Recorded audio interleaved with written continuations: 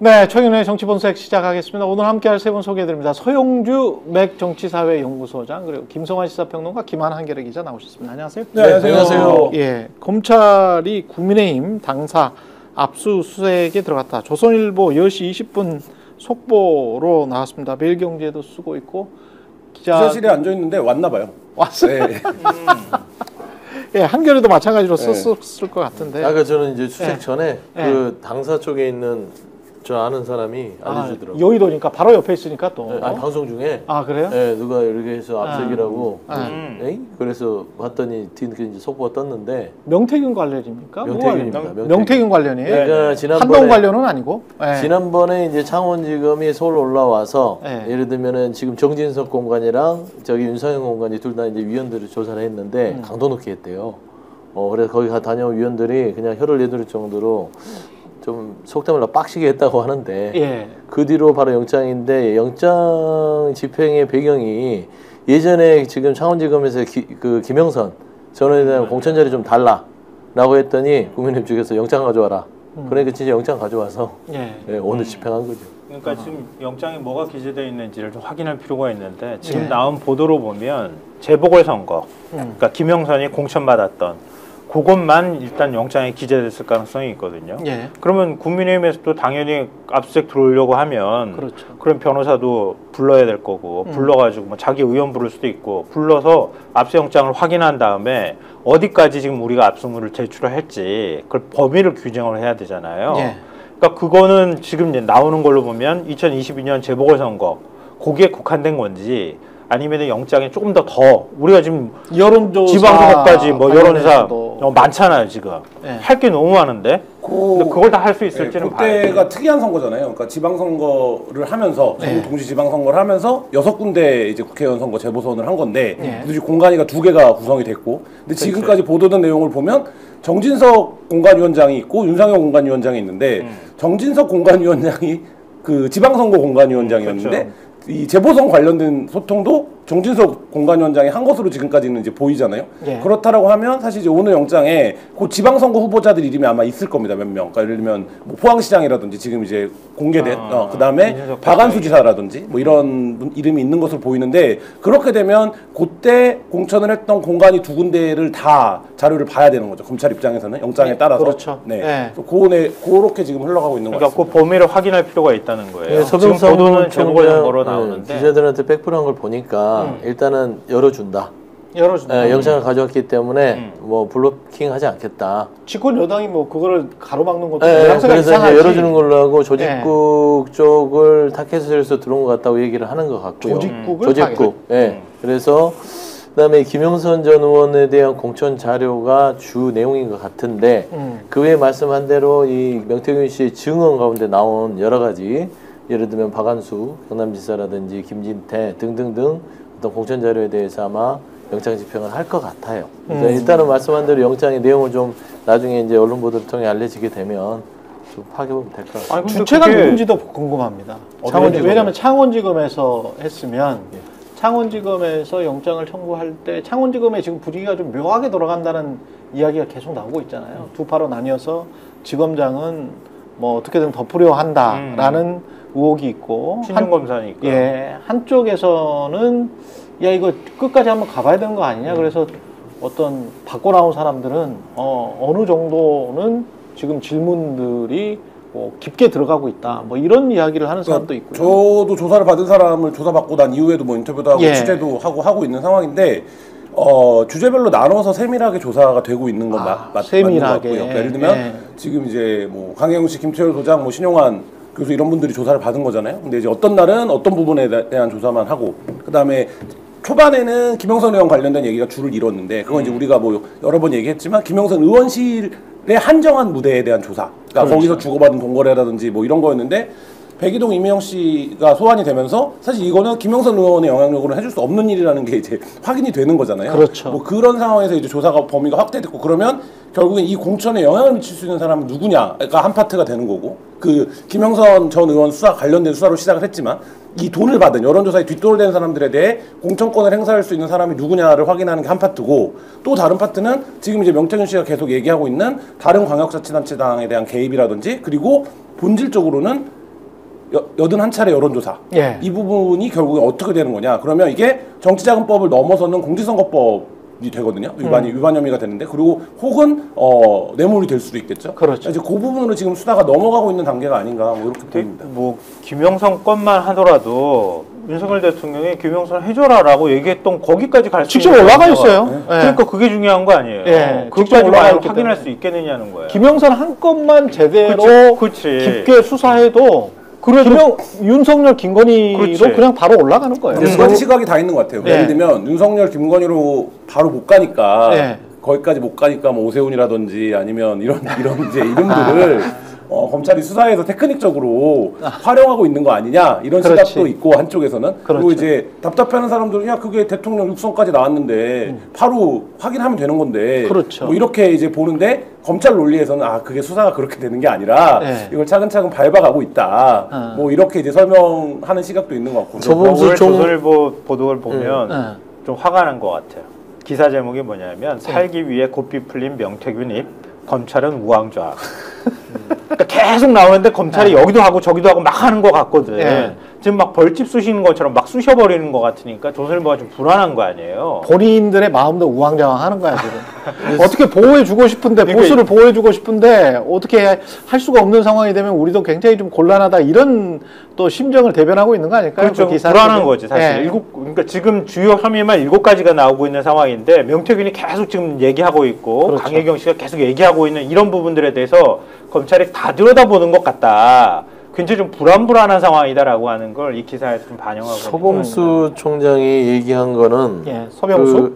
서범수 사무총장. 사무총장. 이분이 얘기한 거는 기자들한테 김영선 전 의원뿐만 아니라 명태균이 이야기한 사안 지방선거 때 박완수, 김진태, 포항시장 그거랑 관련된 것도 살펴볼 모양이다 라고 한 거 보면 영장에는 김영선 전 의원 포함해서 박완수, 김진태, 포항시장 이 사안까지도 지금 영장 집행을 하는 걸로 아마 읽은 것 같아요. 근데 마음을 못 놓는 게 꽃사스님도 그런 말씀을 하셨지만 압색 쇼겠지 이런 말씀을 하셨거든요. 근데 시민들 입장에서는 이게 한두 번도 아니고 계속 그 여당이랄지 대통령 김건희 관련해서는 계속 봐주는 기색이 역력하기 때문에 이번에도 좀 압수수색 한번 하고 그 다음에 용두사미로 끝날 가능성도 여전히 열어놔야 되는 거 아니에요? 대단한 거 아니에요? 당사 압수수색이란 건 그래도, 이례적이죠. 그래도 집권 여당에 당사를 압수수색했다는 건 창원장님 수사 의지가 있다는 것은 분명한 거는 같아요. 그러니까 분명하다. 환기를 해보면 그 2016년에 최순실 씨 구속할 때 혐의가 2가지였습니다. 근데 구속을 일단 시키고 수사를 하는데 특검 바람이 굉장히 강하게 불었죠. 그러니까 검찰이 어떻게 했습니까? 그때 대통령실에 청와대에 찾아갔습니다. 대통령을 조사해보겠다고. 그래서 창성동 청사에서 돌아오고 했는데 사실 이제 그런 정도 검찰이 이게 압력이 차기 시작하면 결국엔 움직일 수밖에 없는데 이 압수수색의 의미는 어떻게 봐야 되냐면 이미 공개된 녹음 파일이 70개가 넘습니다. 그리고 그 중에는 대통령의 직접 육성도 포함되어 있습니다. 온 국민이 그걸 알고 있는데 그래서 지금 일각에서는 뭐 녹음 파일이 필요하다, 이게 뭔지 모르겠다, 맥락을 모르겠다 이런 얘기들 하지만 수사기관은 그렇게 할 수 없거든요. 이 녹음 파일들의 맥락을 다 지금 맞추는 작업을 아마 어디까지 누구까지 수사를 하는 것과 상관없이 기초 작업들을 하고 있고 그 과정에서 말씀하신 대로 집권 여당의 당사를 전격적으로 압수수색을 들어간 거기 때문에 창원지검의 수사는 이제 외부에서 볼 때 좀 더디 보이고 어디까지 가는 거야 정말 다 할 수 있는 거야라는 의구심을 갖고 있지만 내부적으로는 지금 이제 뭐 수사가 안 되고 있는 단계는 아닌 것으로 보인다 이렇게 보입니다. 글쎄요 어디까지 저는 아직까지 불신하고 있어서 뭐 일단은 아무것도 이런 상황인데 이렇게 녹취록이 터지고 계속 증거 자료가 나오는 상황인데 검찰이 이것조차도 안 뒤진다고 하면은 완전 수사 안 한다고 하는 비난을 들을 수밖에 없잖아요. 근데 있는 것 안에서 최선을 다해서 수사하는 것처럼 일단은 해야 된다. 척을 하더라도 일단은 하긴 해야 된다. 저도 아직은 척인 것 같아요. 그러면 지금은 나오는 것처럼 척일 수 있죠. 그러니까 그 다음에 그림은 총장이 안 바뀌었잖아. 아니 근데 지검장도 저는 이제 이 창원지검이란 이 부분에 있어서의 속내를 들여다보면 부부장이랑 차장검사 실무자들은 이거를 대통령까지 가자 라는 분위기가 팽배하답니다. 아니 그거는 저도 들었는데 팽배한데 결국에는 용산의 문턱을 넘을 수 있는 문제인데 현실적으로는 어렵다.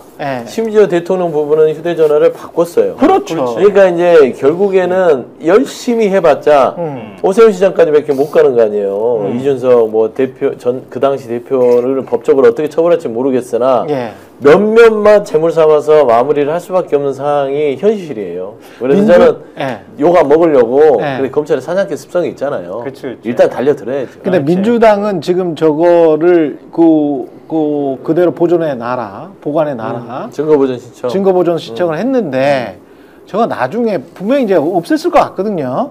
근데 뭐라고 할까? 그냥 민티에 팔았다고 할까? 뭐라고 할까? 아니, 증거 휴대폰에 팔았다. 그래가지고 뭐라고 할까요? 대통령이 기자회견에서 말할 때 그 휴대폰 얘기를 꺼냈잖아요. 그렇죠. 그때 바로 그 얘기를 했어요. 이 대국민 증거인멸 선언이나 다름없다.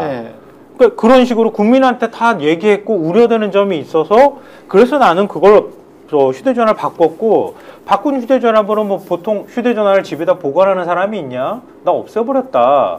이렇게 얘기하는 알리바이를 만들기 위해서 저는 했다고 생각해요. 그러니까 그걸 가지고 자기가 증거인멸했다고 할 수는 없는 거 아니에요? 그렇죠. 결국 누굴 시켜가지고 했을 때 증거인멸 교사가 되는 거란 말이에요. 그렇죠. 그걸 누구보다 잘하는 당사자잖아. 자기가 열심히 밟아서 깨부셨든 아니면 대통령실 어디 정원에다 묻어뒀든 자기가 없애버렸겠지. 부인 거 둘 다 같이. 대통령 기록물 아니에요? 대통령 휴대폰은? 김건희 여사도 실질상 대통령 역할을 하니까 그것도 기록물로 남겨야 되는 거 아니에요? 본인이 검찰총장 때부터 수년간 썼던 휴대폰을 없애버렸다. 근데 그때 당시 마침 수많은 범죄 혐의가 있다라고 했을 때는 증거인멸 혐의가 더 추가되는 거 아닌가? 그러니까 검사 출신인 윤석열 대통령이 그걸 모를 리가 없고 사실 그 단계까지 수사가 올라가면 그렇지. 윤석열 대통령이 그래도 이미 끝난 상황인가? 이미 끝난 상황이고 1국의 대통령인데 그 휴대전화를 내가 어디 있는지 모르겠다라고 해명을 할 수는 아마 없는 상황일 거고요. 그때는 검사의 마인드인 거예요. 좀 한동훈 대표도 똑같잖아요. 이 법이 위반이 되나 안 되나 이것만 얘기하고 나는 그러면 빠져나갈 수 있다. 언제든 나는 비난받을 수는 있지만 난 언제든 빠져나갈 수 있다는 생각을 머릿속으로 하는 거예요. 자기가 자기 거 증거인멸하는 건 증거인멸이 그 죄가 성립이 안 된단 말이에요. 그렇죠. 남한테 시켰을 때 되는 거고 위증하면 위증 교사가 되는 거니까 그게 위증이라고 하는 거는 자기는 피의자는 해당이 안 되는 거란 말이에요. 그렇죠. 내가 나에 대해서 방어권을 행사하는 게 어떻게 다 위증이 되겠어요. 그렇죠. 윤석열 대통령도 내가 없애는 건 이건 증거인멸에 해당하지 않는다는 걸 너무 잘 아는 사람이니까 나중에 가가지고 지금 이 사람의 머릿속에는 나는 탄핵 안 당할 거야 탄핵 안 당할 거야 이거밖에 없는 거예요. 나한테 꼬투리 잡더라도 나한테 뭘로 탄핵의 혐의를 뒤집어 씌울 거야 이거 가지고 자기를 방어하는 사람이란 말이에요. 국민들은 답답해 죽겠는데. 그럼 우리는 그렇게 생각할 수 있지만 자기들 머릿속에는 그렇게 움직이는 거지. 우리가. 지금 저 윤석열 대통령 세 번째 거부권 행사한 소식부터 전해드리면 취임 후 25번째 거부권 행사고요. 김건희 특검법과 관련해서는 세 번째네요. 본인의 와이프에 관한 수사 그리고 본인도 연결될 수도 있습니다. 도이치모터스와 관련해서는 제가 한두 번 말씀드렸지만 검찰총장인 시절에 왜 이종호가 김건희에게 전화를 했으며 그때 검찰 일부 검사들은 어떤 역할을 했는가, 어떤 역할을 했다면 그거는 윤석열 검찰총장의 지시였는가, 그리고 그거에는 직권남용의 혐의가 없는가까지 올라가야 돼요, 사실은. 그래서 그렇게 생각을 해본다면 굉장히 이 부분은 만약에 이 모든 혐의가 불행하게도 맞다면 맞을 가능성도 상당히 높을 것 같다고 저는 생각을 하는데 맞다면 우리는 도둑놈 부부를 선출한 겁니다. 도둑부부. 도둑부부를 선출한 거예요. 진짜 양심불량했다가 도둑인 거예요. 저희가 지난주에 보도했지만 이 사건에 대한 김건희 여사의 심리 상태는 저 감옥 가다잖아요. 그래, 저 감옥 가다죠. 그러니까 이게 어떤 문제인지는 알고 있죠. 예를 들면 본인들도 굉장히 이게 아킬레스건이라는 거를 알고 있고, 그래서 김건희 여사도 그때 이제 어쨌든 그 명약자들에게 문의를 했다는 거 아닙니까? 자기의 신상에 대해서. 그러니까 이 문제가 본인 신상과 관련해서 지금 가장 치명적인 문제다. 그러니까 예를 들면 명태균 씨 사건 이전에는 하는 걸 알고 있는 상황이기 때문에 뭐 대통령 거부권을 행사하는 건 예상된 수순인데 문제는 이제 민주당의 전략과 이제 광장의 움직임이겠죠. 그렇죠. 이 법안을 둘러싼 이제 그 힘의 대결은. 그러니까 지금 뭐 대통령의 거부권을 행사하는 건 예상된 수순이었는데 과연 국민의힘 내에서 이게 이제 굉장히 요구를 들어준 거 아닙니까? 예. 한동훈 대표가 얘기했던 방안들을 많이 수용했고 사실 뭐 어제 한덕 성무총리도 뭐 비토권 얘기를 하는데 그 비토권도 없는 법안이 어디 있습니까? 사실 그거는 말꼬리 잡기고 그러면 국민의힘에서 어떻게 판단할 것이냐 이 부분이 하나가 있고 그다음에 이 법을 민주당이 어쨌든 다시 통과를 시킬 때까지 광장이 어떻게 움직일 거냐 요게 이제 큰 관건이 될 것 같습니다. 지금 말씀하신 논리대로 되면 지금 김학의 불법 출금 사건 그렇죠. 그 윤석열 검찰총장이 지시로 기소한 거 아니에요. 그 무죄 나왔지 않습니까? 최근에도 2심에서 다 무죄 난 거예요. 예. 1심에서는 일부 유죄가 나왔다고 볼 수 있거든요. 왜냐하면 행위의 부적절성을 지적을 했는데 2심에서는 그것도 아니야. 이거는 합법적으로 출국 금지시킨 거야. 이렇게 했단 말이에요. 급박했어. 네. 네. 인정을 했는데 그때 검찰총장이 지시해가지고 했잖아요. 그렇습니다. 그럼 그것도 잘못한 거예요, 사실은. 그렇죠. 삼바 사태도 지금 전부 다 무죄 판결 나왔잖아요. 한동훈, 윤석열도 마찬가지란 네. 말이에요. 그때 자기들이 다 그렇게 만들어 놓은 거란 말이에요. 그게 잘못된 판결이든 아니든 간에 어찌됐든 그렇게 해서 무죄 판결이 났다고 하는 건 기소가 잘못됐다는 걸 인정할 수밖에 없는 상황이 된 거 아니에요. 그렇죠. 근데 마찬가지예요. 지금 검사 탄핵하겠다고 해가지고 서울중앙지검장 해가지고 3명 검사 탄핵하겠다고 민주당이 얘기하니까 어제 부장들이 30명이 모여가지고 회의했다는 거 아니에요? 그래서 이건 권한남용이야. 지들이 그렇게 의견을 모았대요. 예. 차장들이 따로 모였대. 차장들도 똑같이 이거는 국회의 권한남용이라고 했대. 되게 웃기는 게 뭐냐면은 지들은 그러면은 권한을 행사하지 않거나 권한을 남용해도 괜찮고 권한을 행사하지 않거나 남용하는 것. 그러니까 그런 행위를 한 검사에 대해서 국회에서 탄핵 소추를 하는 건 권한 남용이다. 권한 남용이야. 이건 도대체 어디서 나오는 논리냐는 거야. 예. 그러니까 범법 혐의자를 출국 금지시켜서 긴급 출국 금지시킨 거는 불법이라고 해가지고 사람들 기소하고 그렇게 했던 모든 상황이 사실은 검찰이라는 자기 조직 보호 그리고 본인의 권력 유지라는 사익 플러스 개인적인 보복. 문재인 정부에 대한 개인적인 보복 이 두 가지가 결합돼 있었던 그러니까 다 그 정치 보복을 하는 거잖아요. 검찰권을 예. 가지고. 그러니까 깡패 집단이에요. 깡패 집단. 진짜 깡패 집단. 왜냐하면 윤석열 대통령 그랬잖아요. 본인이 검찰권을 가지고 수사권을 가지고 정치 보복하면 깡패라고.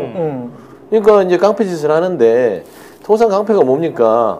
자기는 무슨 잘못을 저질러도 왜 니들 나한테 침뱉고 욕해 하면서 물리력을 쓰는 게 깡패잖아요. 예. 보통 정상적이면 아 내가 좀 잘못했습니다. 이런 부분에 제가 실수했네요. 하는 게 정상인이죠. 예. 근데 그런 일들을 지금 윤석열 정부가 검찰을 하고 있고 아니 탄핵 당할 만했죠. 저 이창수 지검장이나 1, 2, 3차장 아니 김건희 여사의 도이치모터 주가 조작 무혐의 내린 거. 그렇죠. 그 본인들이 봐도 창피한 일 아닙니까? 그렇죠. 그러니까 그 부분에 대해서 그 과오를 국회에서 털어주겠다는 겁니다. 판단을 받아보라고요. 그래서 저는 이 도이치모터 주가 조작 부분에 있어서 이 이창수 지검장과 1, 2, 3차장은요. 이거는 직권남용이 아니라 이거는 정권과 말하자면 거래를 한 거예요. 검찰이 거래를 했으면 이건 직권남용뿐만 아니라 국정농단에 저는 속한다고 봐요. 그렇지 않습니까? 그렇죠. 그러니까 아주 예쁘게 직권남용과 직무유기로 하는 것이고 기소재량권이라는 게 뭡니까? 그러면 재량이라는 것은 책임이 따르는 거잖아요. 그럼요. 그러면 기소재량이 어떤 뭐 법전이나 이런 법 제도에서 허용이 된다 하더라도 재량을 활용하려면 범위 내에서 해야 되는데 그걸 벗어났다. 그러면 처벌을 받아야죠. 아, 그러니까 모든 게 다 이건 지금 얘기하자면 한도 끝도 없어요. 지금 그렇죠. 얘기 머릿속으로 막 너무 많이 지나가는데 아니 산업부 공무원들 원전 폐기한다고 결정한 거 탈원전했다고 해가지고 그거 검찰 수사 시킨 게 윤석열 검찰총장이에요. 그렇죠. 예. 나중에 와서 무죄 나오잖아요 지금. 그렇죠. 아니 다 낡아가지고 지금 위험하다고 해가지고 그 원전은 이거 더 이상 가동할 수 없어요라고 결정한 것도 경제성 논리로 해가지고 기소를 하려고 덤벼들고 그 공무원들이 뻔히 자료 다 서버에 남아있는데도 불구하고 증거인멸을 했다 그래가지고 감사원에서 증거인멸로 고발하고 검찰이 수사해서 증거인멸로 모욕주기 하듯이 조선일보에다가 대대적으로 그거 다 풀어가지고 기사 쓰고 사실은 사실이 아니었고 그게 윤석열이라고 하는 사람이 흔히 사용했던 수법 중에 하나예요. 그렇죠. 자기 입으로는 무슨 뭐 아까 깡패 얘기도 했지만 한 사람 이런 식으로 검찰이 기소하면 인생이 결단난다고 얘기를 했던 사람이에요. 그런데 자기는 막 기소권 남용하는 거야. 그리고 다른 한편으로 그냥 눈 감아줄 거 있으면은 이거 직무유기 그냥 기소 안 하고 그냥 내버려 두는 거예요. 네. 지들은 이런 거 다 해도 되는데 그거에 대해서 그러면 우리나라에서 아무도 그걸 견제할 수 없다고 주장하는 건 도대체 어디서 나온 거예요? 법 위에 서겠다는 거야? 아니면 헌법 위에 서겠다는 거야? 뭐야? 그리고 정책 결정에 대해서 전부 다 지금 뒤지고 있잖아요. 문재인 정부 거. 다 지들이 하는 짓이에요. 그래놓고 아까 뭐 도이치모터스 얘기하는데 요즘 너무 화가 나는데 명품백은 뭐냐고 명품백. 도이치모터스까지 갈 것도 없어. 명품백 하나로도 충분히 국민들하고는 도저히 상식적으로 이해가 안 되는 행동을 해놓고 지들은 뭐 무슨 국회에서 탄핵 소추한다 그러면은 파면이 없잖아요. 검사는 탄핵 소추한다 그러면은 내가 왜 앞을 보면서 화를 내냐. 아니 근데 저 검사들이 검사해줘. 진짜 크게 좀 착각하고 있는 게 검사들이 진짜 이 공무원들이지 않습니까? 그냥 법무부에 소속된 공무원들일 뿐인 거예요. 근데 이자들이 본인들이 공무원 아닌 줄 아나 봐. 신이에요, 신. 본인들은 그냥 신이에요. 권력 집단으로 생각하나 봐. 그리고 권력 집단의 왕초가 대통령까지 돼버렸어. 최고 권력자까지 돼서 그치. 층층 위계 서열의 권력에 자기들은 최상단부에 있고 나머지 공무원들은 아무것도 아니고 자기들 권력 하에서 자기들이 충성해야 될 것은 주권자인 국민이 아니고 김건희하고 윤석열이라고 생각하는 것 같아. 뭐 역대 다른 정권들하고 비교해 봐도 약간 네. 제도적 실패가 드러나는 것 같은데 윤석열 총장 같은 경우에 이제 검찰총장하고 별다른 사회적 경험 없이 그냥 바로 몇 개월 후에 대선 후보가 되고 그쵸. 그리고 이제 그 대선 후보가 되는 과정에서도 그 정당에 아무 별다른 이제 말하자면 연고나 뿌리 없이 대선 후보가 되고 결국 대통령이 된 거잖아요. 그러니까 검찰들 입장에서는 이런 적이 없었잖아요. 사실 검사 출신이 처음 대통령이 된 거니까. 그러니까 그 지휘 체계가 여전히 작동을 하고 있는 거고 그 지휘 체계 속에서 지금 말씀하신 이제 뭐 예를 들면 야당에 대한 수사라든지 김건희 여사에 대한 무혐의 처분이라든지 이런 것들이 내려지고 있는 상황인데 말씀하신 것처럼 이거를 그래서 그럼 어떻게 해야 되냐 이거를 사실 견제할 방법이 없는 거예요 지금. 그래서 그러니까. 이거는 뭐 검찰이라고 하는 제도를 만들어낸 이유가 있잖아요. 87년 이후에. 그러니까 그 이후에 어떤 한 체제적인 전환이 좀 필요한 시점이다. 맞아요. 맞아요. 그 생각이 이게 납니다. 육사 하나회하고 똑같은 게 육사를 만든 게 국가지키라고 만든 거잖아요. 근데 거기에서 자기들끼리 이익 집단 만들어 가지고 하나에 만들어서 그거 가지고 정권 찬탈한 다음에 그다음에 계속 자기들끼리 해 먹잖아요. 자기들끼리 해 먹는데 거기에 이제 명태균 같은 브로커 비슷한 사람이 여론조사하는 사람이 쓱 끼어들어 가지고 야, 그 해 먹을 때 제일 위에 있는 사람이 뭐 보니까 김건희인데 김건희 눈에 들어서 이렇게 같이 해 먹을 수 있겠네라고 한 사건이 명태균 김건희 게이트 아닙니까? 이게 쉽게 말하면 그런 거잖아요. 지금. 얼마나 허술한지 보여주는 거야. 지들 세상에 지들 외에 천상천하 유아독존인데 지들 외에는 아무도 없다고 생각하고 지들이 제일 잘났는데 명태균이라는 사람 한 사람 때문에 이렇게 딱 흔들리는 거야. 너무 어이가 없는 거잖아요. 그치. 얼마나 그게 허술한 건지 지들끼리 카르텔이라고 하는 게 그러니까 법대에서는 그게 먹힐 수 있을지 모르겠지만 정치 영역에서는 안 먹힌다는 사실 자체를 인식을 못했던 거지. 지들이 다 해먹고 있는 상황에서 무엇보다 한국의 특히 이제 검사들을 포함한 한국의 기득권 집단이 정체돼 있고 고여 있으니까 맞아요. 부패할 수밖에 없는 조직이었고 근데 그게 이제 극명하게 드러난 게 윤석열 검찰총장 이후에 최근에 한 4년이지 않았나 그런 생각이 좀 드는 거죠. 그러다 보니까 이제 국민의힘 전체가 이 정도는 해먹어도 되는가 보구나. 근데 그 국민의힘은 억울할 거야. 왜냐면 우리도 같이 해먹을 줄 알았더니 해먹질 못하고 오히려 더 혼란에 빠진 상황이니까 좀 굉장히 허탈할 거예요. 그렇죠. 따로 이제 보수 인사들 만나면 그런 얘기들을 많이 하잖아요. 그런 톤으로. 하나만 사례도 더 말씀드리면 금감원 업무추진비 공개하라고 시민단체가 요청을 해가지고 공개를 해야 되는 상황이 오니까 업무추진비 공개를 해야 되잖아요. 이재명 대표 뭐 법인카드 얘기하고 다 하잖아요. 지금 검찰 특활비도 그렇고. 근데 공개를 안 해. 그래서 왜 공개를 안 하냐? 그랬더니 우리 검사 출신이 기관장으로 있는 이복형 검사가 계시는 금감원이 뭐라고 했냐면은 그거 업무추진비 어느 식당이나 어디 가서 썼다고 그거 공개하면 거기에 찾아가가지고 취재하지 않겠냐 기자들이. 그럼 혼란이 생기기 때문에 무슨 혼란이 생겨? 그래서 공개할 수 없다고 그렇게 얘기를 했어요. 아니 저 김 기자도 김한 기자도 가봤을지 모르겠습니다만 예술의 전당 바로 앞에 그 왜 돈 준 데 있잖아요. 안 땡땡이었나? 어디 말씀하시는 거지? 검사장 예. 돈 준 데 있잖아요. 그 횟집 특활비 나눠준. 예. 특활비 나눠준 데 있잖아요. 그래가지고 실제로 그거는 재판까지 가지 않았습니까? 이렇게 했던 검찰총장 후보가 날아가시고. 예. 그 집 장사 잘 돼요. 그 이후에 제가 가봤는데 여기가 검사장 와가지고 저 특활비 나눠준다라는 밀실이 또 따로 있더라고. 거기 안에가 또 허름해. 집은 허름한데 그냥 그 오마카세로 나오는데 굉장히 비쌉니다. 상당히 허름한데 비싼 집이야. 가보면 그냥 대충 나눠주고 그리고 이제 굉장히 비싸게 받는 그런 집입니다. 근데 본인들끼리 그렇게 밀실에서 그런 식으로 이제 권력을 그냥 향유해왔던 거예요. 근데 저는 무슨 뭐가 혼란이 생겨 장사만 잘 되더만. 저는 기자 입장에서 근데 지금 이런 해명이 놀라운 게 뭐냐면 이제 이렇게 해명을 해버려요. 그러니까 떳떳하게 해명해 이렇게. 이게 사실 사회적인 어떤 상식에 맞지 않고 어떻게 이렇게 해명을 합니까 기관장이? 우리가 공개하면 거기에 기자들이 취재를 갈 것 같아서 혼란스러워질 거다. 이렇게 어떻게 이 해명을 하고 그냥 넘어가는 거예요. 그러니까 저는 지금 지금 정권의 권력을 갖고 있는 집단의 아이덴티티가 이런 데서 나오는 거예요. 그러니까 사실 뭐 민주당 정권일 때도 저희가 뭐 비판도 하고 했었지만 최소한 저런 해명은 하지 않거든요. 국민 눈치를 봤거든. 우리가 잊어먹어서는 안 될 게 있어요. 우리는 바이든 날리면의 시대를 살고 있다. 그 지성의 시대, 그 지성을 요구하는 정부와 살고 있기 때문에 당연히 기관장은 이 정도면 솔직히 애교지요.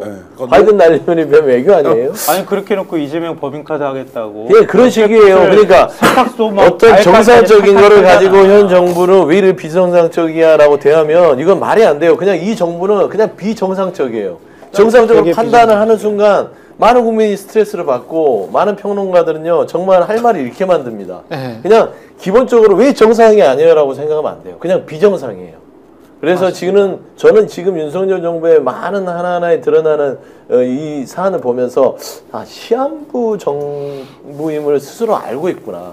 보통 이제 나를 받아놓고 죽을 때가 되면 내가 1년만 살고 죽는다면 사람이 겸허해지고 내가 그동안 참 악행을 저질렀다면 좋은 사람들한테 나를 다시 한번 선행을 하려고 하는 게 인간의 기본 심성인데 그렇죠. 비정상적인 정부이기 때문에 시한부를 받아놓고 뭐냐 어차피 나 죽을 건데 나 하고 싶은 대로 다 하고 나쁜 짓 다 하고 어차피 나는 1년 2년 뒤에 죽어 그러니까 내 맘대로 할 거야 이런 느낌을 주는 거예요. 시한부일 때 그렇게 행동하는 거죠. 그러니까. 그렇죠. 그러니까 오늘만 대충 사는 오대산 정부라고 늘 하는 것들은 그냥 오늘만 사는 거예요. 근데 우리가 외부에서 보면 그렇지만 제가 이복현 아까 금감원장 이야기 하셔서 제가 금융계 사람들이랑 이렇게 만나보면 이 정부의 또 다른 특징이 이복현 금감원장 보고 계시면 금융계 사람들은 어떻게 느끼냐면요. 서울대 경제학과 후배잖아요. 근데 금융계 사람들 서울대 경제학과 많거든요. 근데 금융을 잘 모르는 사람이 실무도 잘 모르는 사람이 와가지고 이것저것 요구하는 거는 금융계 사람들이 그렇게 느낀다는 거예요. 장관급으로 요구하네? 금감원장 차관급 아니었어? 우리 과거에 그 금감원장 그 대우를 할 때도 뭐 그냥 차를 내주고 뭐 어디 외국 가면 대우를 할 때도 차관급으로 응대를 했는데 왜 장관급으로 응대를 하라고 하지? 라고 느낀다는 거야. 실제로. 에? 그 정도로 권위주의적인 검사 때 권위주의적 성향이 전혀 바뀌지 않았다. 자기들의 어떤 기득권 하에서도 그냥 그런 것들이 전반적으로 이 지지율에 다 나타나는 거예요. 사람들이 학을 띠는 거야. 맞아요. 야, 이게 해도 너무하는구나. 지들이 왕인 줄 아네? 대왕부터 시작해가지고 새끼 왕들, 검사 출신들 다 그렇게 행동하네? 그렇게 시장에서는 이야기가 나오고 있다. 정신 차려라, 인간들아. 뭘 잘 알지도 못하는 인간들이 막 대통령부터 해가지고 뭘 아는 것처럼 뭐 까불고 사건 몇 번 접해봐가지고 자기들이 무슨 경제 전문가인 척 까부른 거에 관해서 진짜 경제 전문가들은 어떻게 속으로 생각을 하고 사석에서는 어떻게 말하는지 너희들 귀 속에는 안 들릴 거야 아마. 왜냐면 너희들이 권위주의적이니까. 너희들한테는 그런 말 못하는 거지. 그러니까 스픽스라도 보라고. 근데 저는 참 우려스러운 게 이 윤석열 정부가 하루빨리 이게 문을 닫아야 된다고 생각하는 국민들이 많은 이유는 시스템을 파괴하기 때문이에요. 그러니까 그 대충 본인들이 좀 해먹고 뭐 유리잔을 깬다든지 가구를 좀 부수는 건 괜찮은데 기둥을 아예 뿌리채 흔들어 버리는 그런 사안들이 계속 지속되고 있어요. 예. 그러면은 그 다음 정부가 들어오더라도 그 축을 세우기는 너무나 많은 비용과 희생이 따른다. 예. 라는 측면에서는 그 기둥 뿌리가 뽑히기 전에 이 정부의 위험한 이런 이 행보들을 빨리 막아서야 된다. 예. 그게 지금 국민적 요구가 아니겠습니까? 잠시 광고 보고 아까 저 방송 전에 정기환 대표가 왔다 갔다 하는 모습을 혹시 보신 분들이 있을 거예요. 한 2,000명 정도 지금 보고 계셨기 때문에 아까는 지금 한 6,000명 정도 보고 계시는 것 같은데요. 예, 중요한 소식을 전해드릴 게 있는 것 같습니다. 증거가 서류는 아직 확보를 못했지만 먼저 좀 그 정황상 거의 확실하다고 하니까요. 증거는 나온 상황이니까 그것과 관련해서 좀 말씀드릴 게 있습니다. 예, 잠시 광고 보고 이야기 이어가겠습니다. 아니 왜 아직도 3년간 같은 통신사 인터넷 계속 쓰고 계세요? 인터넷 가입 시 48만원 유심 경종 시 추가 혜택이 주어집니다. 인터넷 비교원 통해 인터넷 가입하고 시민에게 홍보해주세요. 지금 문고에 인터넷 비교원 검색 후 30만원 감동인 거 비교해보세요. 인터넷 비교원. 네, 여러분 무조건 써야 하는 인터넷 휴대폰 정수기 렌탈에 매월 나가는 요금 부담되시죠? 여러분의 부담을 줄이기 위해서 인터넷 비교원에서 준비했습니다. 인터넷 신규 가입할 때 최대 48만원, 인터넷 가입과 동시에 현재 쓰고 계신 휴대폰의 통신사만 변경해도 추가 최대 30만원이고요. 정수기 렌탈 최대 30만원, 무려 총 108만원까지 혜택이 3년마다 받으실 수 있고요. 약정 끝나셨다면 꼭 한번 신청해 보시길 바랍니다. 문의해 보시기 바랍니다. 현금 사은품 혜택 원치 않는다. 55인치 삼성 TV도 선택 가능하고요. 1670-2571 전화하시거나 네이버에 인터넷 비교원 검색하시고 상담 신청하시기 바랍니다. 상담할 때 스픽스 유튜브 보고 왔다, 가입한다 라고 말씀하시면 현금 비밀 혜택과 함께 웰세이브의 고함량 비타민 B 제품도 따로 드리고 있습니다. 예, 정기환 대표, 스픽스 정기환 대표 나오셨는데, 예, 안녕하십니까? 예. 안녕하세요. 반갑습니다. 예, 강혜경 씨가 지금 검찰에 진술하고 뭔가 서류를 내놓은 게 있습니까? 강혜경 씨가 이제 여러 서류를 내었는데요. 예. 그 중에서 이제 제일 큰 것이 본인이 갖고 있는 이제 그 각종 여론조사와 그 다음에 뭐 돈을 받았던 자료 이런 것들을 다 제출했고. 예. 우리가 이제 주목해야 할 것은 보도는 됐습니다만 명태균 대표가 한 3년 동안 썼던 컴퓨터가 있었습니다. 그렇죠. 그 컴퓨터가 포렌식이 끝났다 또는 90% 이상 복원을 했다.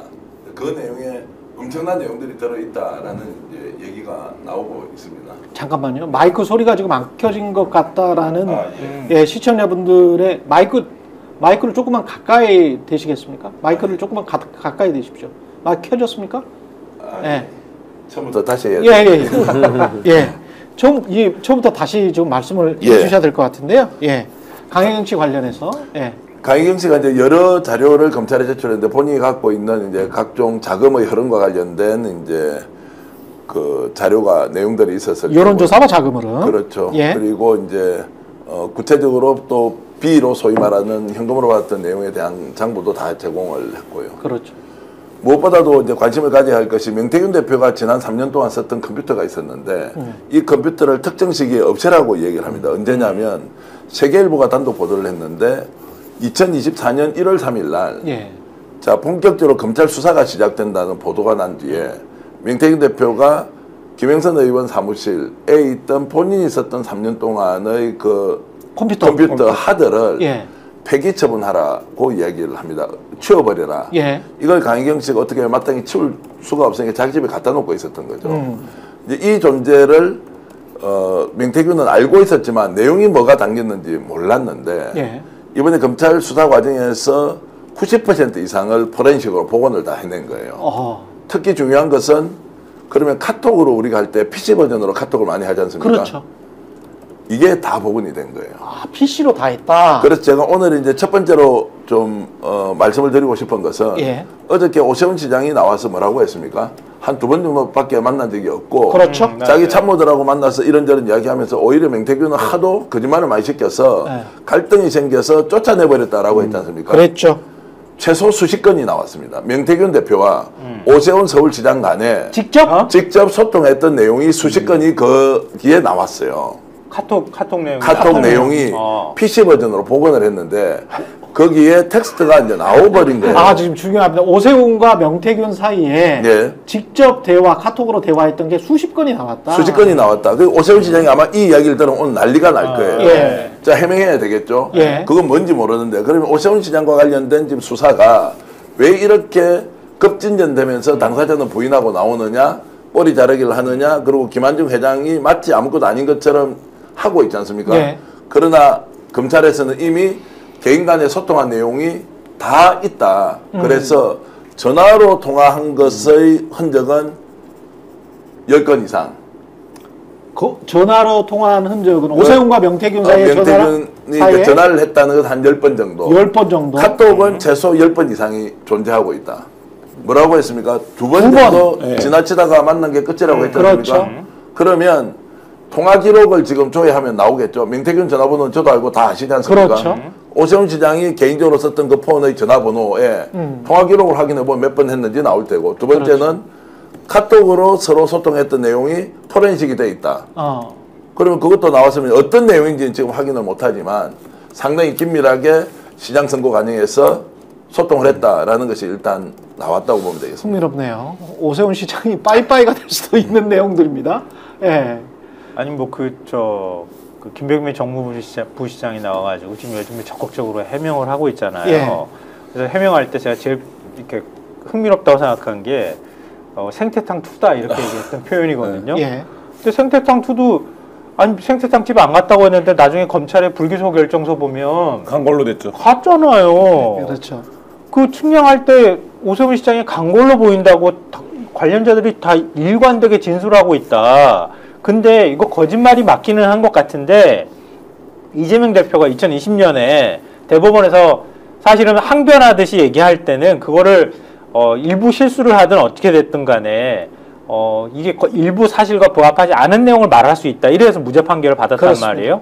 그걸 그대로 따가지고 와가지고 그거 해명할 때 그거랑 그 법리를 가지고 얘기를 하자면 그 생태탕 집에 가지 않거나 아니면 측량 현장에 가지 않았다는 것도 이거는 기소하기 어렵다. 이렇게 해서 불기소 결정을 했단 말이에요. 그렇습니다. 근데 그걸 갖고 와가지고 생태탕 2라고 얘기하면 어떡해. 갔다고 검찰은 판단했는데 사실상. 근데 이게 딱 맞는 말이잖아요. 아니라고 하면서 생태탕 2라고 했는데 지금 생태탕 2가 된 거네. 실제로 오세훈 시장하고 소통을 했다는 거 아니에요 지금. 소통 안 했다고 얘기한 걸. 그 전 대표도 알겠지만 오세훈 시장을 공천하는 맥락을 명태균 씨가 자세하게 이미 얘기를 했잖아요. 그럼 이 사건에 연루된 사람 김종인 위원장도 나와야 되거든요. 그렇죠. 그리고 이제 오세훈 씨를 본인이 10년 만에 불러내서 시장을 만들었다라고 얘기를 하는 거잖아요. 그러면 그 과정에서의 의사 결정에 개입한 사람들이 있겠죠. 사실 명태균 씨가 공적 과정에 뭐 어떤 영향을 미쳤는지 모르지만 그렇게 되면 사실 이거는 이제 아까 당의 골격 같은 얘기 했는데 이게 진짜 국민의힘의 전체가 다 무너지는 그렇습니다. 그런 사건이 되는 거죠. 왜냐하면 김종인 지금 등장인물만 봐도 김종인 비대위원장, 이준석 대표, 오세훈 서울시장 후보, 윤석열 대선 후보. 감각이 아주 좋은데요. 그 윤석열 대통령은 모르겠고 김종인 위원장과 이준석 대표와 관련된 것도 상당수가 그 안에 있다. 그렇죠. 이제 나오고 있으니까요. 아마 말씀하십시오. 이 사건의 한 축이 이제 다시 구분하면 오세훈 시장을 중심으로 해서 김종인 비대위원장, 이준석 의원이 한 묶음이고요.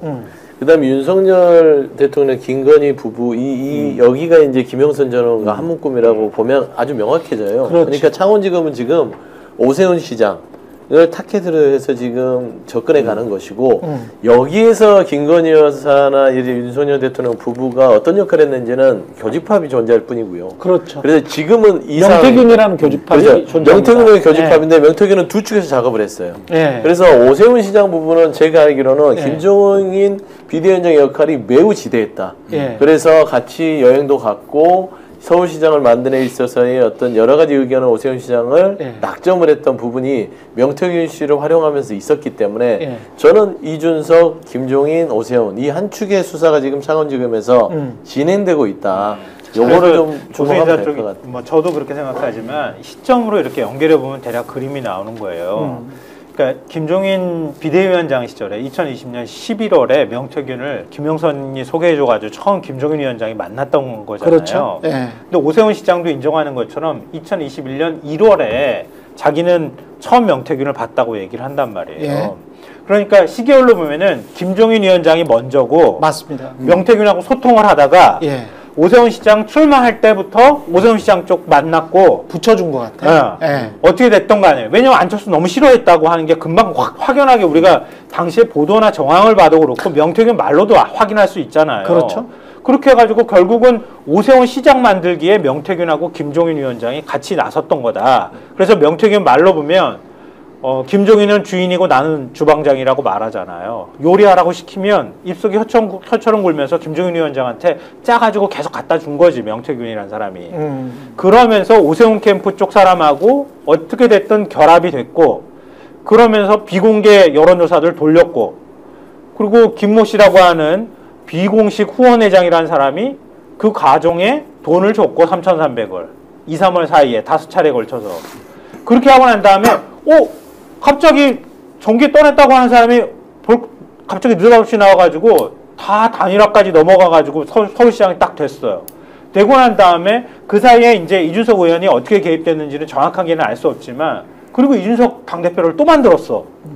그러니까 갑자기 지역 시골에 창원에 있었던 사람이 일약 전국구 스타가 딱 그렇죠. 돼버린 거지. 예. 그 다음부터 그 무렵쯤에 소문이 막 국민의힘에서 아름아름 나기 시작하다가 김건희 여사 귀에도 들어갔죠. 예. 그래서 지금까지 다 나온 내용이지만 김건희 여사가 먼저 연락했다는 거 아니에요?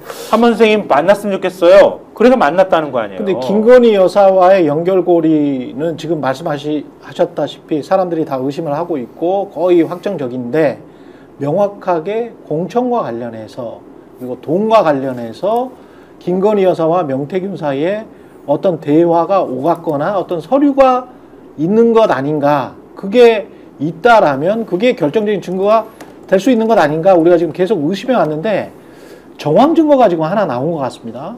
네. 예. 자, 수사 과정에서 지금 PNR의 서모 대표 이름이 지금 실명으로 공개가 됩니까? 어떻습니까? 언론사 공개하는 언론사도 있죠. 예, 서명훈 대표는 본인은 아무 문제가 없다고 이제 말씀을 하시니까요. 예. 서명훈 대표가 검찰 수사 과정에서 서류 하나를 제출한 것 같습니다. 예. 뭐냐면 채무이행각서를 하나 봤는데요. 채무이행각서가 뭐냐? PNR이 여론조사를 대선 과정에서 윤석열 대통령을 위해서 81차례 조사하는 것 중에 공표 여론조사가 한 10몇 건이 되지 않습니까? 57개, 58개 정도 될 겁니다. 거기에 대해서 돈을 못 받으니까 그렇죠. 돈을 달라고 이제 요청을 하는데, 김건희 여사한테 돈을 받아서 주겠다고 하는 이야기를 2022년 3월 9일 대선 이후에 몇 번을 듣습니다. 예. 좀 기다려라 라고 해도, 그래서 김건희 여사한테 돈을 받으면 주겠다고 했는데 돈을 못 받아온 거죠. 3월 21일 날 돈 받으러 올라갔다가 그렇죠. 못 받았지 않습니까? 그랬죠. 그러니까 이제 서명훈 대표 쪽에서는 돈을 못 받았으니까 돈을 받아야 되는데 채권 추심해야 돼. 채권 추심이든 뭐든 어쨌든 그래서 각서를 써라라고 한 거예요. 각서를 누구에게 쓰라고 합니까? 자, 각서를 예. 강혜경 씨가 실제로 주도해서 여론조사를 했지 않습니까? 그랬죠. 그래서 이제 서명훈 대표는 채무이행 각서를 강혜경 씨한테 받아요. 자, 받습니다. 받는데 어떤 내용이냐면, 그 지금 이제 자료를 확보하려고 이쪽 저쪽 뛰고 있는데 곧 확보가 될 것 같은데, 예. 내용을 먼저 말씀드리면, 자, 대선 과정에서 있었던 이 돈을 미지급 상태의 이선이 김건희 여사에게 돈을 받아서 미수금을 지불하겠다고 약속을 하고, 만약 이걸 2022년 12월 말까지 지급하지 않을 경우에는 예. 사기죄로 당신을 고소하겠다 라고 해서 지장을 찍는다고 합니다. PNR의 서명훈 대표와 예. 그리고 강혜경 씨가. 그래서 이건 이제 지장을 찍자고 하니까 강혜경 공익제보자가 명태균 대표한테 보고를 해야 될 거 아니에요? 그 자기도 직원일 뿐인데. 그래서 이거 예. 지금 돈 받으러 와서 이렇게 됐다라고 하니까 실제로 지장을 찍으러 왔을 때 명태균 씨는 그 자리에서 피해버리고, 결국 강혜경 씨는 채무가 있으니까 당연히 찍어줘야 될 거 아닙니까? 그렇죠. 그 돈이 한 6천만 원이 조금 넘는데, 자, 미지급금을 지불하겠다라고 이제 각서에 도장을 찍는데, 예. 거기에 그 돈의 출원이 어디냐? 김건희 여사로부터 받는 돈으로 지급을 하겠다고 썼다는 거예요. 그러니까 지장을 찍은 그 각서 서류에 예. 김건희라는 이름이 적혀 있어요? 그렇답니다. 그러면 뭐냐? 이게 이제 김건희 여사로부터 받아야 되는 돈을 못 받았으니까 야. P&R도 사실은 받은 돈을 안 준 게 아니고 못 받아서 못 줬으니까 받으면 내한테 줘야 한다고 이걸 P&R 대표가 직접 만들어서 강희경한테 도장을 찍게 하고 그리고 지장을 찍게 하고 만약 이걸 갚지 못하면 사기죄로 고소하겠다. 사기죄라는 건 이제 고의성을 가지고 안 준 것이 되니까 예. 그러니까 강희경 공익제보자는 아니 이거를 실제로 명태균이 받아온다고 했으니까 못 받아와서 못 준 것이니까 그러면 받으면 주겠다라고 이제 지장을 찍었다는 내용인데요. 이게 강희경 씨는 갖고 있지 않은 것 같고요. 예. 서명원 대표가 이것을 가지고 있다. 있다가 검찰에 제출했다. 제출을 했다 이미. 그러면 이제 여기에서 직접 증거는 아니지만 자 공짜 여론조사를 했다거나 그 돈을 누군가로부터 받아야 하는데 지금까지는 강희경 씨가 거짓말을 한다. 명태균은 그 사실이 없다라고 했지 않습니까? 그런데 P&R의 서명현 대표는 자신이 받아야 될 미수금을 해결하기 위해서 분명히 김건희 여사 이름을 넣어서 채무이행각서에 도장을 찍었다라고 하는 것은 좀 더 명징하게 윤석열 대통령 부부를 위해서 여론조사가 이루어졌다라고 볼 수 있을 겁니다. 그러니까 김건희의 이름으로 약속어음을 제3자가 대신 써준 거예요. 그러면은 법적으로는 이렇게 두 가지로 판단할 수 있겠죠. 하나는 국민의힘이나 대통령실의 기존의 주장대로 이 강혜경과 명태균이 사기꾼 집단이어서 P&R 대표인 서 대표까지 속였다. 그래서 김건희 이름을 팔아먹었다. 이렇게 지금 반응이 나올 수가 있을 거고 기존의 반응대로 아니면 P&R 여론조사 대표가 믿을 만한 정황이 분명히 있었다. 김건희라는 이름이 여기에 꼭 들어가야 된다. 그리고 김건희라는 사람이 여론조사의 수혜자이기 때문에 여론조사를 윤석열에 대한 여론조사였으니까. 그래서 그 비용 청구를 김건희한테 하는 것이 응당타당하다라고 믿을 만한 P&R 대표인 서 대표도 그것과 관련된 모든 정황을 알고 있었다. 그렇기 때문에 자기도 김건희라는 이름을 넣어서 약속을 받았고 그 업을 받은 것이다. 이렇게 이제 주장할 수가 있는 거죠. 김건희 여사 검사 같으면 그냥 바로 기소했어요. 이거. 김건희 여사의 이름이 나온 게 매우 중요한 게 채무불이행각서에 그러면 명태균 씨가 서명원 대표한테 뭐라고 얘기했느냐를 유추할 수 있잖아요. 그렇지. 이 여론조사를 의뢰하는 거는 그렇지. 대통령 부부의 여론조사. 대통령 후보 선거 여론조사잖아요. 예. 윤석열 후보가 아니라 김건희 여사가 내가 직거래를 하고 있다. 그분의 요청으로 내가 이걸 하는 거니까 이런 설명을 해서 공산이 커요. 그러니까 뭐 서 대표는 이게 그러면은 그 명태균 씨가 김건희 여사가 이거를 주도했다고 얘기를 들었으니 들은 대로 그러면은 자기는 윤석열 후보가 아니라 김건희 여사에게 돈을 받아서 주는 걸로 요청을 한 거죠. 그건 너무나 상식적이잖아요. 그리고 보통 여론조사가 선조사 후 비용 지급이에요. 선거라는 게. 그렇게 됩니다. 그래서 많이 떼기도 하는데 결국에는 이 상황 속에서 채무불이행각서가 김건희 여사가 들어가는 게 제일 중요합니다. 그렇지. 그러면 김건희 여사는 왜 그러면 명태균 씨와 믿고 신뢰하는 명태균 씨, 본인이 탁월한 식견을 가진 명태균 씨, 이분에게 그 선거 과정에서 무엇을 했는가? 그러니까 이게 김건희 여사와 이제 명태균 씨와의 무슨 딜이 있었던 거죠. 그러니까 내가 공짜로 해드릴게요. 그 대신 제 소원 하나 들어주세요라든지 이런 딜은 이제 김건희와 명태균 둘 사이에 남아있는 또 조사가 남았다. 몇 가지 굉장히 중요한 문건이라고 봅니다. 네, 몇 가지 퍼즐만 맞추면 되는 거예요. 근데 그게 역으로 반론을 제기하거나 아니면 나는 혐의 없다고 주장하는 쪽은 그 빈틈을 파고들 거란 말이에요. 그러니까 김건희 여사하고 명태균이 명시적으로 통화를 하면서 내가 그 돈 여론조사 한 거 대신에 김영선 공천으로 줄게 라고 말했던 게 하나 나오거나 왜냐하면 명태균이 강혜경 씨한테 말한 건 있다고 얘기하는 거란 말이에요. 돈 받으러 올라가서 그때 비행기 탔다 그랬나요? 올라갔는데 안 받고 돈 못 받고 내려와가지고 김영선 공천으로 받아왔다고 했다고 얘기를 한단 말이에요. 그리고 또 하나 서명원 씨가 녹음 파일을 어디까지 갖고 있는지 모르겠는데 만약에 그런 걸 갖고 있지 못하다 그러면은 명태균은 틀림없이 강혜경이 사기꾼이고 돈은 저기가 다 주물렀기 때문에 강혜경이 내가 뭐 그냥 과장해가지고 허풍으로 좀 얘기한 거 그거 가지고 저렇게 해가지고 각서 써가지고 왔네? 이렇게 또 핑계를 댈 수 있단 말이에요. 그렇죠. 그러니까 서명원 대표가 명태균하고 녹음했다고 하는 뭔가가 나오거나 뭔가가 있어야 되는 거잖아요. 아니면은 진술만 있는 거니까. 근데 어찌됐든 제가 볼 때는 진술만으로도 충분히 이거는 가능한 것 같아요. 그림을 맞추는 게. 그리고 하드디스크에 81회 정도의 그 여론조사를 했다라고 했지 않습니까? 그리고 몇 년 동안의 하드디스크이기 때문에 여론조사를 한 흔적이 있을 거예요, 분명히. 그러면 여론조사 이 81회 맞나? 이 사람들이 주장한 게 맞나? 그럼 맞네? 맞다라고 하면 여론조사 해준 거야. 그러면 여론조사를 해줬는데 돈을 안 줬네?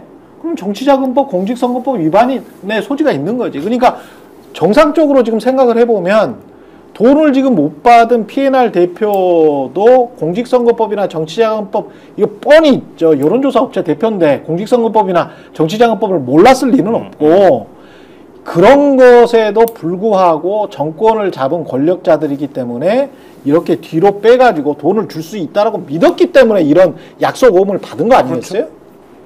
그렇죠? 상식적으로 보면. 하나만 남으면 돼요. 김건희 여사하고 명태균하고 카톡을 주고받든 뭐든 돈 얘기가 한 반이라도 오고 간 흔적이 나오면 그럼 게임 끝나는 거예요. 그래서 김건희 여사가 빨리 휴대폰을 압수수색해야 된다니까요. 그거 때문에 없앤 거라니까. 다 자기들이 알고. 근데 상식적으로 그냥 상식적인 겁니다. 네. 녹음이 나오고 있는 전국에서 그냥 상식적 추론을 하는 게 그렇지만 창원에서 서울로 올라가는데 연락은 해야 될 거 아니에요. 내가 지금 올라간다. 그렇죠. 그럼 올라가면 김건희 여사가 물어볼 거 아닙니까? 왜 올라오는 거냐? 그럼 얘기해야 되잖아요. 내가 왜 용무가 이거다. 그러니까 그 통화나 커뮤니케이션이 당연히 있었으니까 창원에서 올라가는 거잖아요. 그러니까 예를 들면 명태균 씨가 김영선 의원이 서울로 올라가는 일정 관리하던 녹음들 들어보면 다 구체적으로 다 얘기하거든요. 뭐 예를 들면 그 일정은 별로 바쁘지가 않으니까 뭐 비행기 타지 말고 차 타고 올라가라 이런 것까지 다 지시하는 사람이란 말이에요. 근데 자기가 그 중요한, 그러니까 자기가 했던 일 중에 제일 중요한 대금을 받으러 가는데 그 당사자하고 뭐라고든 얘기를 했을 거잖아요. 그러니까 저는 그게 어떻게든 있다라고 존재한다라고 봐야. 근데 그 하드디스크에 카톡 내용이 주로 있다면 3월 21일에 오세훈과 3월 21일은 아니죠. 오세훈과 명태균의 수십 통의 카톡 내용이 있고 전화 내용도 있다라고 한다면, 통화 기록도 있다라고 한다면 김건희와 명태균 사이에 3월 21일 전후해가지고 카톡 내용이 분명히 있을 거 아니에요. 자, 카톡을 썼는지 텔레그램을 썼는지 지금 현재는 김건희 여사 이름이 안 나오는 걸로 봐서는 김건희 여사가 이제 텔레그램으로 이렇게 소통을 했다고 알려져 있지 않습니까? 네. 이제 그런 것이고, 중요한 것은 그 돈을 받으러 올라갔다가 실패하지 않습니까? 취재 내용을 좀 더 말씀드리면, 이제 예전에 취재했던 것이 좀 말씀을 드리면, 이제 올라갔다가 돈을 못 받고 오지 않습니까? 그렇죠. 3억 7,520만 원짜리 청구서를 가지고 올라갔는데, 예. 한 3, 4일 정도는 명태균 대표가 보이지 않습니다. 창원 사무실에서. 그러면서 이제 그 김태열 소장이나 그 다음에 저 강희경 국장이 저 그 돈 어떻게 됐냐고 물어보니까 현금 만드는데 시간이 걸린다 이런 말도 했다는 거예요. 영수증으로 돈을 줄 수가 없다. 이게 청구서로 세금 계산서로. 김건희 쪽에서? 자, 명태균의 말에 의하면 예. 현금을 만드는데 시간이 걸린다. 라고 했다는 거예요. 명태균은 그 말을 누구한테 들었죠? 자, 그래서 지어낸 말이거나 돈을 받으러 갔는데 못 받고 있다 온 거예요. 왜 돈을 못 받았습니까? 이걸 3억 뭐 7천만 원을 받아와야 되는데, 그리고 올라갈 때는 뭐 10억, 20억을 받아오겠다, 20억, 30억을 받아오겠다 큰 소리를 쳤는데 못 받아왔단 말이에요. 그러니까 당장 밀양국 영수는 먹고 살 게 없잖아요. 그렇죠. 그 돈 못 받아왔는데 왜 못 받아왔냐 하니까 일단 첫 번째 대답은 현금을 만드는데 시간이 걸린다 라고 이야기를 하더라는 거예요. 그러면 실제로 기다려봐라고 했을 수도 있고요. 그렇죠. 거절을 당했을 수도 있고, 또는 본인의 말대로 진짜 현금 만드는데 시간이 걸렸으니까 좀 더 있어봐라. 그러니까 어떠냐, 직원들은 기다리고 있었죠. 그런데 그로부터 또 한 1, 2주가 지나와서 갑자기 창원의장 선거가 있으니까 준비를 하라 라고 했고, 그 돈은 어디 갔습니까? 라고 하니까 기다려봐라. 그래서 이제 서명원 P&R 대표도 돈을 받아야 하니까 계속 졸랐을 거 아닙니까? 예. 그렇죠. 돈 받으면 드릴게요 라고 반복적으로 대답한 거예요. 그런데 7월달까지 이 돈을 주지 않는 거예요. 그러니까 서명원 대표 큰일 난 거 아니에요? 아까 말씀하셨듯이 자칫 잘못하면 본인이 정치자금법 위반이 될 수도 있는데, 자, 그래서 이거를 각서를 본인이 주도해서 가져온 거예요. 김건희 여사로부터 돈을 받으면 이 돈을 즉시 상환한다. 올 연말까지 상환하지 못하면 사기죄로 고소하는 것도 뭐 인정한다, 이런 내용을 써서 강희경 국장의 지장과 본인의 지장을 찍고, 이게 명태균에게 보고가 되죠. 명태균은 지장 찍으러 왔을 때 그 자리를 피해버립니다. 그 뒤에 다시 와서 명태균이 자, 이건 내가 다 찍었습니다. 돈 줘야 됩니다 라고 하니까 왜 이걸 강희경 네가 찍어? 미래한국 용서 김태열 소장이 찍어야 되지. 라는 얘기를 했다는 거예요. 근데 이런 정도 상황을 소설로 써내겠습니까? 와. 그럼 서명현 대표는 알았다는 얘기네요. 다 이거. 그러네. 알았다는 얘기죠. 각서를 서명훈 대표가 서류를 만들어서 온 것이라고 하면 그럼 다 뭐 수기로 쓰지 않고 타이핑을 했을 텐데 그러면 서명훈 대표가 이 여론조사에 자금 출처가 어디라는 거를 듣고 여론조사를 그렇지. 50번을 넘게 한 거예요. 50번을 넘게 한 건데 이 돈이 어디서 나오는지를 모르고 말씀하신 대로 띄는 경우들 있잖아요. 여론조사 회사들이. 맞아요. 네, 그렇기 때문에 이렇게 집중적으로 하는 거에 대한 출처를 확인하지 않을 수가 없어요. 그러니까 그걸 알고 있었다는 얘기죠. 여론조사 비용을 전액 지불 안 한 게 아니고요.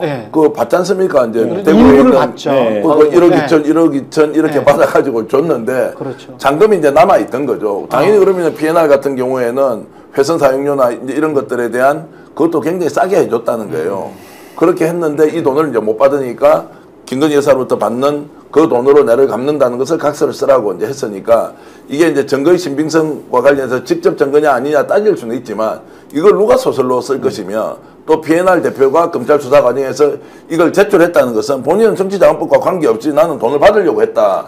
라고 하는 일종의 자기 또 생존 수단이었을 수도 있고요. 이걸 검찰이 매우 유심히 바라보고 있다. 그러면 윤석열, 김건희 두 사람에 대한 수사가 불가피한 거 아니냐. 아, 그렇죠. 확인 안 할 수가 없지 않습니까? 그렇죠. 자, 이런 과정까지 가지 않겠나라는 지금 시간이 거의 안 남아서 그 모두의 검사들의 분위기, 특히 창원지검의 분위기가 심상치 않다 그런 이야기를 했었거든요. 근데 취재를 하시면서 어떻게 느끼세요? 창원지검이 제대로 수사를 하는 분위기입니까? 아니면은 어떻습니까? 수사관과 검사들의 일단 스탠스가 좀 다르다는 얘기는 들었고요. 검사들은 확실하게 정확하게 모든 사실을 파악해야 한다. 수사관들은 조금 눈치를 보는 것 같다. 이런 게 분위기가 있고요. 무엇보다도 대검에서 지금 나오는 이번에 조은희 의원이나 그리고 오세훈 시장 같은 경우는 어디서 흘러나왔습니까? 창원지검에서 흘러나왔을 수가 없지 않습니까? 대검에서 왜 이거 흘리냐고요. 그러면 이제 두 가지 추론이 가능합니다. 첫 번째는 자, 이것을 국민들 관심을 오세훈 조은희로 옮겨서 물타기를 하자고 있을 수 있고 스텝 바이 스텝 단계를 밟고 있는데 결국의 정점은 윤석열, 김건희 두 사람으로 갈 것이니 그 중간에 있는 정거장과 관련된 것은 다 털어서 조사하자. 그럼 마지막에는 윤석열, 김건희 대통령 부부에게 가지 않느냐.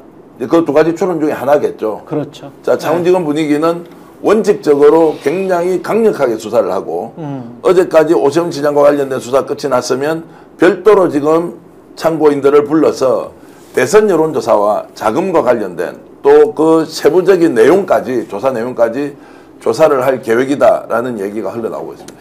여기까지 최경영의 정치본색 하겠습니다. 오늘 특별히 정교한 스픽스 대표와 함께했고요. 소영주 맷 정치사회 연구소장, 김성환 시사평론가 그리고 김한 한결의 기자였습니다. 고맙습니다. 감사합니다. 스픽스는 말하는 언론입니다. 대세는 유튜브, 그중에서 스픽스. 좋아요, 댓글, 구독, 알림 설정. 여러분이 저희를 사랑해 주시고 우리가 여러분을 사랑하는 4가지 방법입니다.